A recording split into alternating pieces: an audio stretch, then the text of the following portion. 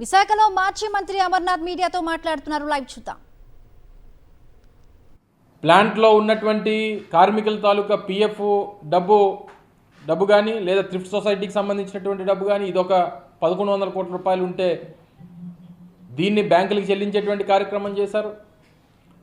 నాకున్నటువంటి సమాచారం మేరకు ఈ 1100 కార్మికులకు సంబంధించినటువంటి డబ్బు కానీ లేదా గతంలో ఒక 500 కోట్ల రూపాయలు ఇచ్చినటువంటి 1600 కోట్ల రూపాయలు కూడా ఈ ప్రకటించినటువంటి 11,440 కోట్ల రూపాయల్లో మినహాయించుకొని 9,800 కోట్ల రూపాయలు ప్యాకేజీ ఇవ్వబోతా ఉన్నారన్నటువంటిది మాకున్నటువంటి సమాచారం.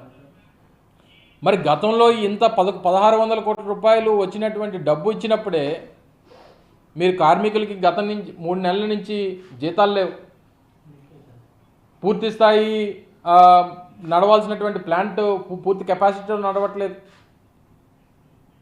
ఈరోజు హౌస్ రెంట్ అలవెన్స్ ఏదైతే ఉందో ఆ అలవెన్స్లు కట్ చేశారు. గత 7 మాసాలుగా కూటమి ప్రభుత్వం అధికారంలోకి వచ్చిన తర్వాత ఈ ప్లాంట్కి జరిగినటువంటి ప్లాంట్ గురించి కానీ ప్లాంట్ ప్రైవేటైజేషన్ విషయంలో దాని మీద ఇవ్వాల్సినటువంటి స్టేట్మెంట్ కానీ లేదా కేంద్ర ప్రభుత్వానికి రాయాల్సినటువంటి లేఖలు కానీ లేదా కేంద్ర ప్రభుత్వం మీద ఒత్తిడి తీసుకొచ్చేటువంటి సందర్భాలు ఉన్నటువంటి సందర్భాల్లో మాట్లాడినటువంటి విషయాలు కానీ ఏ రోజు కూడా లేవు అనేటువంటిది ఈరోజు అర్థమవుతూ ఉంది. మరి ఇంత పెద్ద ఎత్తున నిన్న కాక మొన్న 8వ తారీఖున విశాఖపట్నంలోనే పెద్ద సభ జరిగింది. నేరుగా ప్రధానమంత్రి గారు సభకు విచ్చేశారు. అదే సభలో ముఖ్యమంత్రి గారు ఉన్నారు. మరి ఇవన్నీ ఇంత పెద్ద ఎత్తున ఇన్ని లక్షల మంది సమక్షంలో జరిగినటువంటి సభలో ఎందుకు ఈ ప్రకటన చేయలేదు? దీనికి అంటే అనేక అనుమానాలకి ఇదంతా కూడా తావిస్తూ ఉంది. ఎందుకు చేయలేదు? ఒకవేళ నిజంగా మీకు ప్రధానమంత్రి మోడీ గారన్నా లేదా రాష్ట్ర ముఖ్యమంత్రి చంద్రబాబు నాయుడు గారన్నా వీరంతా కూడా రాజకీయ నాయకులు, రాజకీయాల్లో ఆరితేరినటువంటి వాళ్ళు. దీని నుంచి నిజంగా రాజకీయంగా లబ్ధి పొందుదాం అన్నటువంటి ప్రయత్నం ఆలోచన ఉండుంటే ఎందుకు ఆ ప్రకటన ఆ రోజు 8వ తారీఖున చేయలేదు? మీరు ఇప్పుడు ఇస్తున్నటువంటి ఈ ప్యాకేజీకి వెనక ఉన్నటువంటి మతలబ్ ఏంటి? సరే, ఇందాక నేను చెప్పినట్టు ఇదేదో వెంటిలేటర్ మీద ఉన్నటువంటి పేషెంట్కి ఆక్సిజన్ అందించినట్టు అవుతుంది. అందులో ఏ రకమైనటువంటి అనుమానం లేదు. ఏదో వేడి నీళ్ళలో చల్లనీళ్ళ పనికొస్తుంది. ఈరోజు ప్లాంట్ మీద ఉన్నటువంటి లోన్స్ ఆల్మోస్ట్ 25,000 కోట్ల రూపాయల లోన్స్ ఉన్నాయి. ఈరోజు ప్లాంట్ని నడపాలంటే క్యాపిటల్ ఎక్స్పెండిచర్ కావాలి. నిన్న వారు విడుదల చేసినటువంటి ప్రెస్ ఇన్ఫర్మేషన్ బ్యూరో విడుదల చేసినటువంటి ఈ ప్రెస్ రిలీజ్లో ఉన్నటువంటి ఈ 4 పేరాల్లో ఎంతైతే ఇవ్వబోతా ఉన్నామో 11,440 కోట్ల రూపాయలు, ఇందులో 10,300 కోట్ల రూపాయలు ఈక్విటీ కింద ఇస్తాం అండ్ ప్రిఫరెన్షియల్ షేర్ క్యాపిటల్ కింద 1,140 కోట్ల రూపాయలు ఇస్తామన్నటువంటిది మెన్షన్ చేశారు. గతంలో కూడా రాజశేఖర రెడ్డి గారు ముఖ్యమంత్రిగా ఉన్నప్పుడు ఒక 5,000 కోట్ల రూపాయలు ఈ ప్రిఫరెన్షియల్ షేర్ క్యాపిటల్ కింద అప్పట్లో ఇవ్వడం జరిగింది. గతంలో పివి నరసింహరావు గారు ప్రధానమంత్రిగా ఉన్నప్పుడు ఒక 2,000 కోట్ల రూపాయలు ప్రిఫరెన్షియల్ షేర్ క్యాపిటల్కి ఇవ్వడం జరిగింది.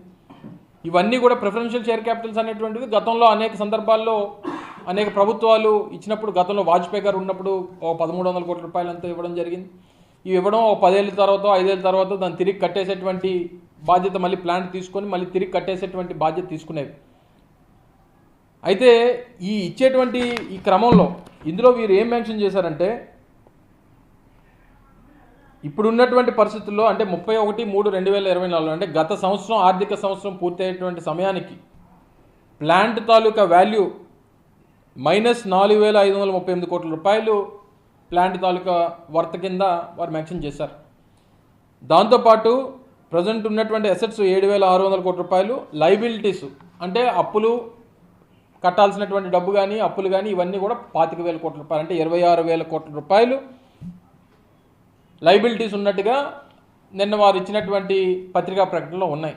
దాంతోపాటు ఇందులో మేజర్గా ఎందుకంటే నేను ప్రభుత్వాన్ని ప్రశ్నించే ముందు కానీ లేదా ప్రజలకు అనేక విషయాలు తెలియజెప్పేటువంటి విషయంలో కానీ కాస్త అవగాహన చేసుకొని నలుగురితో మాట్లాడి, కొంతమంది ఫైనాన్షియల్ ఎక్స్పర్ట్స్తో మాట్లాడి, కొంతమంది ఇంటలెక్చువల్స్తో మాట్లాడి అందరితో మాట్లాడిన తర్వాత ఈరోజు మీ ముందుకు రావడం జరిగింది. వారు చెప్పినటువంటి ప్రధానమైనటువంటి అంశం ఏంటంటే RINL also defaulted on the capex loan repayments and interest payments in June 2024. అంటే ఇప్పుడున్నటువంటి పరిస్థితుల్లో స్టీల్ ప్లాంట్ కట్టాల్సినటువంటి అప్పులు కూడా, తీసుకున్నటువంటి అప్పులు రీపేమెంట్ కూడా చేయలేనటువంటి పరిస్థితిలో ఉంది, డిఫాల్ట్ అయిపోయింది, అది కూడా కట్టలేనటువంటి పరిస్థితిలోకి వచ్చింది, ఇన్సాల్వెన్సీలోకి వెళ్ళిపోయేటువంటి ప్రమాదం ఉంది, NCLTకి వెళ్ళిపోయేటువంటి ప్రమాదం ఉంది అనేటువంటి పరిస్థితికి ఈరోజు, అంటే ఒక కేంద్ర ప్రభుత్వ రంగ సంస్థ,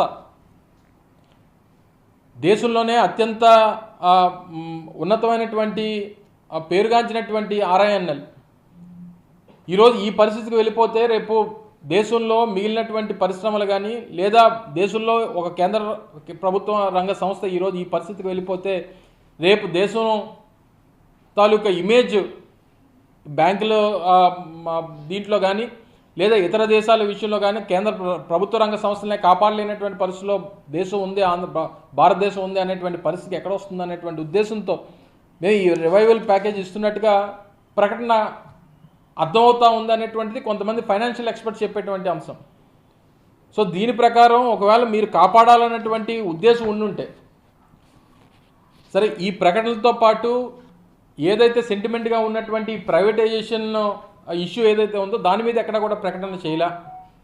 ప్రైవేటైజ్ చేయబోమని కానీ, లేదా ప్రైవేటైజేషన్ చేసినటువంటి ప్రకటన వెనక్కి తీసుకుంటున్నాం అనేటువంటి విషయాన్ని కానీ, లేదా రానటువంటి కాలంలో ఆ తాలూకా ఆలోచనని పూర్తిగా దాన్ని ఆపేస్తున్నాం అనేటువంటి విషయం కానీ ఎక్కడ కూడా మీరు ప్రకటన చేయలేదు. అనేక అనుమానాలు తావిస్తూ ఉంది.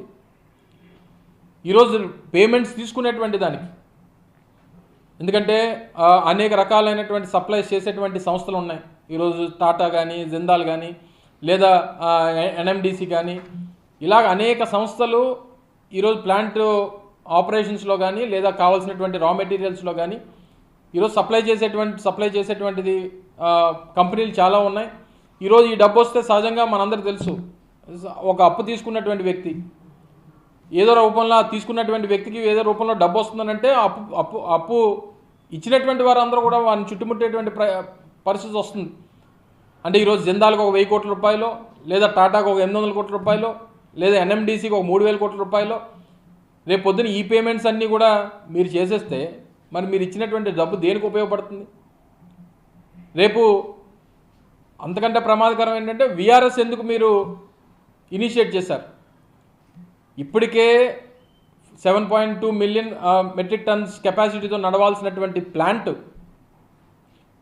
కేవలం 60% కెపాసిటీతో నడుస్తూ ఉంది.